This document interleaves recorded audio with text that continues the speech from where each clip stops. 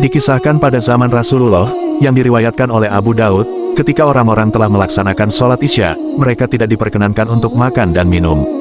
Hadis tersebut menerangkan bahwa pada saat itu, waktu puasa sudah dimulai sejak setelah Isya. Hal ini dikarenakan saat itu, setelah Isya adalah waktu di mana orang-orang akan mulai tertidur. Ketika awal-awal perintah puasa, diwajibkan untuk umat Islam belum ada ketentuan yang jelas mengenai batasan waktu diperbolehkannya untuk makan dan minum saat berpuasa. Ada beberapa sahabat Nabi yang kemudian melakukan puasa, namun tertidur dan tidak sempat melakukan buka puasa. Akibatnya mereka harus berpuasa di hari berikutnya, dengan kondisi perut kosong. Salah satunya dialami oleh sahabat Nabi, bernama Qais bin Sirmah. Qais bin Sirmah berasal dari kaum Ansar, yang bekerja sebagai tukang kebun di sebuah kebun kurma. Ia merupakan sosok yang taat beribadah dan ahli puasa, meskipun harus bekerja keras. Dikisahkan ketika memasuki bulan Ramadan, semua umat Islam saat itu juga tengah berpuasa, tak terkecuali dengan Qais bin Sirmah.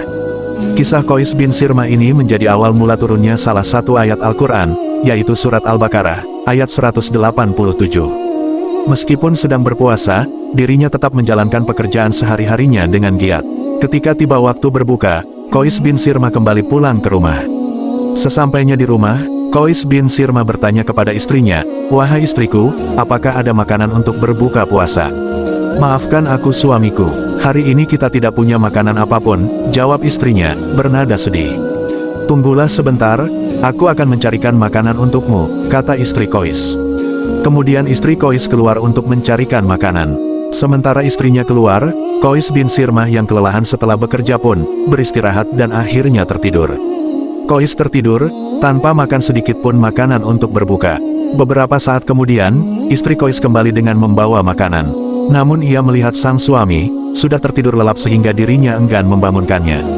Keesokan harinya, Qais yang belum sempat makan apapun sejak puasa kemarin, kembali melanjutkan pekerjaannya. Namun ketika dirinya sedang bekerja, tiba-tiba ia terjatuh dan pingsan. Mengetahui hal ini, para sahabat pun melaporkannya kepada Rasulullah. Dan saat itu juga turun surah Al-Baqarah, ayat 187, yang berbunyi, "Dihalalkan bagi kamu, pada malam hari bulan puasa bercampur dengan istri-istri kamu, mereka adalah pakaian bagimu, dan kamu pun adalah pakaian bagi mereka. Allah mengetahui, bahwasanya kamu tidak dapat menahan nafsumu, karena itu Allah mengampuni kamu dan memberi maaf kepadamu. Maka sekarang campurilah mereka, dan ikutilah apa yang telah ditetapkan Allah untukmu, dan makan minumlah, hingga terang bagimu benang putih dari benang hitam, yaitu fajar. Kemudian sempurnakanlah puasa itu, sampai datang malam, tetapi janganlah kamu campuri mereka itu, sedang kamu beriktikaf di dalam masjid. Itulah larangan Allah, maka janganlah kamu mendekatinya. Demikianlah Allah menerangkan ayat-ayatnya kepada manusia, supaya mereka bertakwa."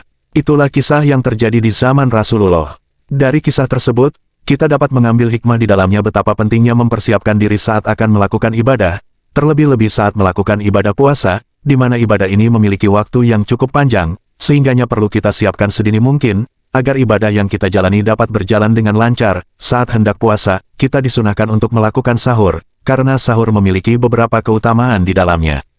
Bahkan disebutkan dalam hadits bahwa di dalam sahur ada keberkahan. Rasulullah bersabda, "Sahurlah kamu, karena sahur mengandung keberkahan." Hadis riwayat Bukhari. Waktu sahur juga merupakan waktu turunnya rahmat dan ampunan Allah. Selain mengandung keberkahan di dalam sahur, serta keutamaan waktu dengan turunnya ampunan Allah, bersahur juga bagian dari akhlak berpuasa. Jika Allah telah menurunkan rahmat serta ampunannya di waktu tersebut, alangkah merugi bagi seorang hamba untuk tidak menyambutnya.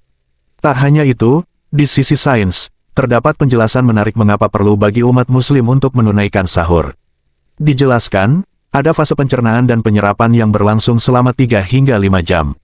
Tergantung dari makanan yang dikonsumsi dan jenis kandungannya.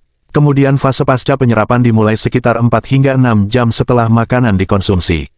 Pada fase ini, terdapat peluruhan, masanya berlangsung antara 6 hingga 12 jam dan tubuh akan bergantung pada timbunan nutrisi, untuk memperoleh kekuatan.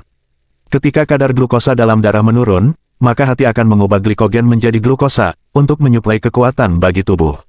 Maka, penting sekali menunaikan sahur, jika tinjauan sains pun memberikan sinyal kuat betapa istimewanya sahur bagi orang yang berpuasa. Semoga kita dapat menjalankan ibadah puasa di bulan suci Ramadan dengan lancar, dan semoga ibadah yang kita lakukan diterima Allah dan mencapai derajat mutakin. Amin, ya robbal alamin.